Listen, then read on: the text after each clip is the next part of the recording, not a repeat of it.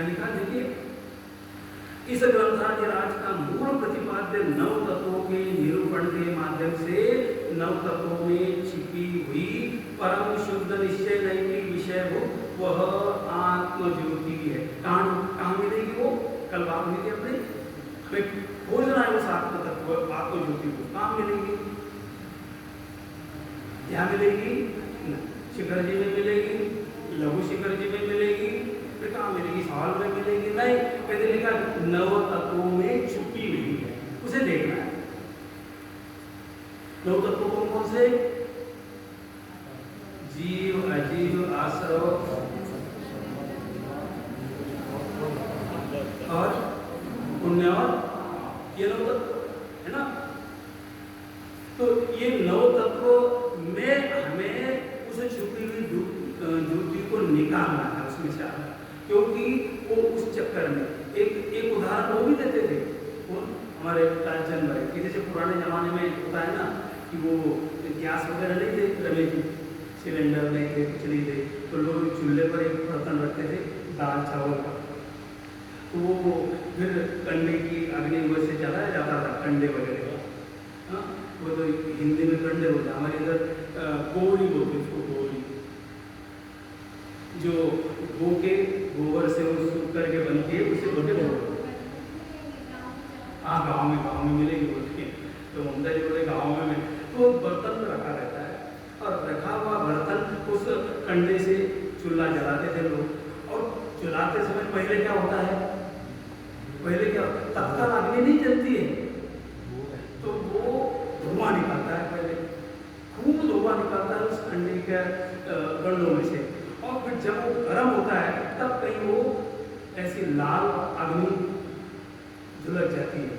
तो वो लालचंद भाई का ये कहना रहता था कि भैया हमने बर्तन रखा है, चूल्हे को उस प्रक्रिया से हम जा रहे हैं, कंडे की अग्नि भी सुलगा है, लेकिन धुआं है। हमने प्रयास उस बर्तन में दाल बर्तन वगैरह रखा है हमारा, कहते उस धुएं के बीच में भी वो बर्तन सेफ है या नहीं, सेफ है या नहीं है। फिर दिखेगा कब? कहते जब हमको फूंक मारते हैं ना,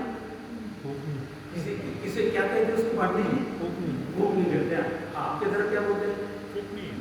आपके तरफ क्या बोलते हैं? बुंदेलखंड फूंकनी। तो फूंकने से जब फूकेंगे तो अग्नि प्रज्वलित होगी और तब का वो बर्तन दिखेगा कार्य। ऐसे ही हमारे आत्मा की पूरे परिसर में क्या है? राग, द्वेष, क्रोध, माया, लोभ आदि विकारी परिणाम का धुआं चल रहा है, लेकिन उस धुएं के बीच में भी हमारी जो आत्मज्योति वो सुरक्षित है कि नहीं? सुरक्षित है, लेकिन हम असुरक्षित मानकर परेशान हैं। उसे हमें सुरक्षित करना है कि सुरक्षित है, सुरक्षित है, सुरक्षित है। तो जिनागम समझा रहा है कि भैया क्रोध ने आत्मा को छुआ नहीं, कषाय ने आत्मा को छुआ नहीं, मान कषाय भी आत्मा को छूती नहीं, हाँ, क्रोधादि भाव आत्मा को छूते नहीं। फिर वो तो बाहर बाहर तैरते, कहते ना भी काई, कुएं में काई तो जम रही है, अब मैं पानी शुद्ध कैसा मिलेगा? तो काई को दूर करके अंदर पानी कैसा है?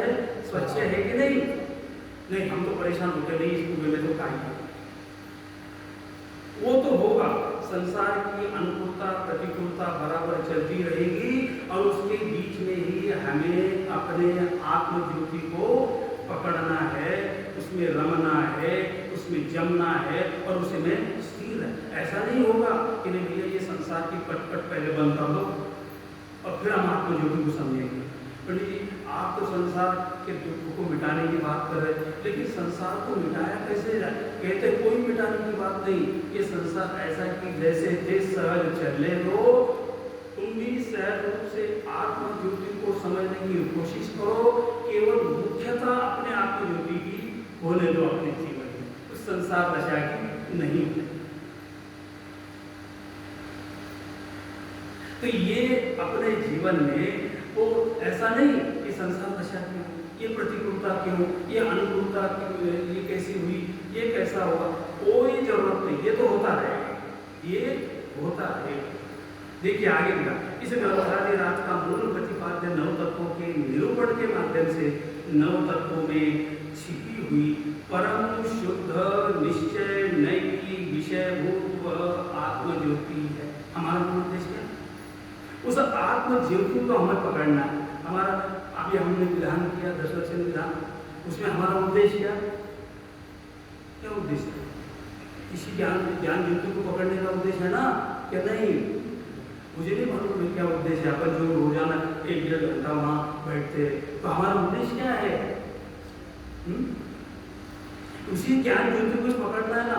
ये भगवान जल पल आठो सुचिसार ताको वर्ग करो तुमको अर्को भवतार भवतरि मोक्ष वरो 24 श्री जिन चंद आनंद कंद सही पद जयत हरत भवकंद पावत मोक्ष में। ये भवरूपी फंद हे भगवान मिटाना चाहता।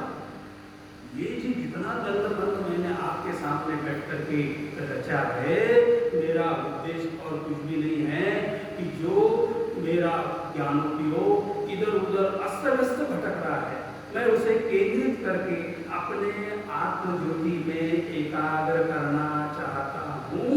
ये मेरा उद्देश्य है, यही मेरा आपके पूजन के प्रति अभिप्राय है। आपको कुछ करने का बिल्कुल भी अभिप्राय नहीं है।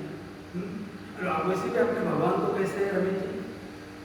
वितरक, ना कुछ लेना ना देना और अपने में मगन रहना, है ना। अचिन जी का भजन था हमारे वितरक, ना कुछ लेना ना देना अपने में मगन रहना। ऐसे तो हमारे भगवान है, वो कुछ लेने देने वाले नहीं, लेकिन अपने में मगन रहने की विधि हमें उस भगवान के सामने बैठकर, एक क्षेत्र ऐसा है, द्रव्य क्षेत्र काल भाव, तो ऐसे क्षेत्र पर हम बैठे हैं, तो उस ज्ञान ज्योति को ढूंढने के लिए हमें बहुत बढ़िया एकदम पोषक वातावरण हमें प्राप्त हो चुका है। कोई वातावरण की कमी नहीं, कोई पुण्य की कमी नहीं, किसी प्रकार की अनुकूलता की कमी नहीं, और प्रतिकूलता तो बिल्कुल भी नहीं। कुछ है क्या प्रतिकूलता? बता दो। फिर में हमारे अध्यक्ष कहाँ है? कहाँ गए? अच्छा, अरे सॉरी अगर कुछ आपको यहाँ प्रतिकूलता लगती है तो हम इनसे कहेंगे, आपकी प्रतिकूलता दूर करेंगे, लेकिन इस एक कीमत पर कि आपको अपना पुरुषार्थ किसमें करना है, पूरा के पूरा अपनी शरीर में विद्यमान ज्ञान ज्योति को अलग करना है और उसमें ही लीन और मस्त रहना है। ये उद्देश्य है। बाकी सभी प्रकार के अनुकूलता यहाँ है। देखिए, समय सार की आत्मख्याति टीका के मंगलाचरण का पद्यानुवाद भी इस प्रकार का है। निज अनुभूति से प्रकट चित स्वभाव चित रूप सकल गेय ध्यायत नमो समय सार सती। ये दौलत रांझे ने इस प्रकार की स्तुति लिखी कि नहीं? कौन सी लिखी है? सकल गेय ध्यायत तदपि निजानंद रसरी सो जिनेन्द्र जयवंत नित अविरज रहसरी।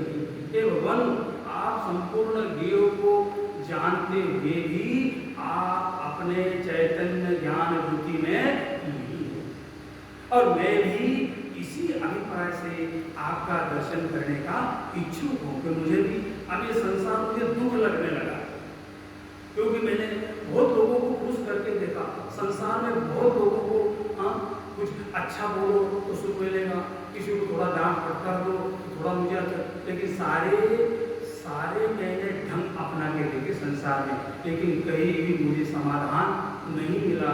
और एक समाधान केवल आपके सामने मुझे मिल रहा है।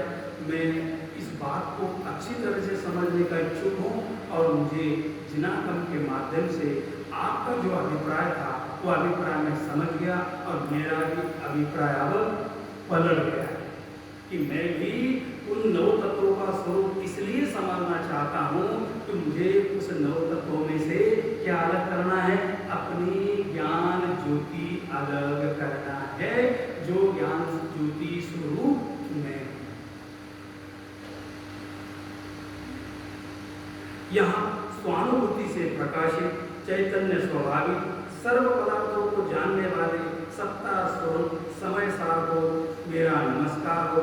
यहाँ जिस समय सार अर्थात शुद्धात्मा को नमस्कार किया है उसे 4 विशेषणों से वो 4 विशेषण थोड़ा सा हट के अपन थोड़ा विचार करेंगे और अच्छी तरह से विचार करेंगे। अभी अपना समय थोड़ा पूर्णता की ओर है। अब ज़्यादा अपन खींचातानी न करते हुए अपन यहाँ पर आज का स्वाध्याय पूरा करते हैं। कल फिर मिलेंगे एक अलग से इस विषय को, जो 4 प्रकार के विशेषण है, एक एक विशेषण का संक्षिप्त रूप से हम अच्छे से समझने का प्रयास भी करेंगे। केवल आपसे अनुरोध है, थोड़ी सी गर्मी का वातावरण है, थोड़ी सी प्रतिकूलता ऐसी लगती है, पंचम काल है। अब इतना क्या आप संभाल सकते हैं, अपने आप को संभालिए, लेकिन एक उद्देश्य अपना इस बात को संभालना बहुत अनिवार्य है भूखों से छुटकारा पाने के लिए। ऐसे हम अपने ज्ञान योगी का स्वरूप समझकर अपने में रमे जमे और स्थिर हो, इस परम पवित्र भावना से आगे की बात पूरी